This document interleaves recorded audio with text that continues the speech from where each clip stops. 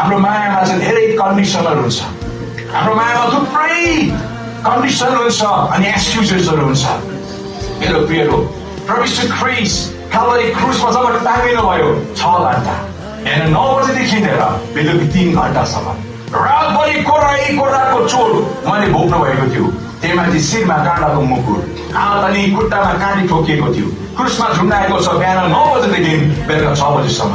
तर पनि उहाँले, हे पिता, म सक्दिनँ, अब यो उपरान्त बेर गर्न सक्दिनँ, अब म सहन सक्दिनँ, मलाई भोक लाग्यो, मलाई तिर्खा लाग्यो, मलाई कष्ट भयो, मलाई पेन भयो, मलाई दुख्यो, मलाई अब गाह्रो भयो, मलाई झाडिदिनुहोस् भनेर यीशुले त्यसरी प्रार्थना गर्नु पाएन।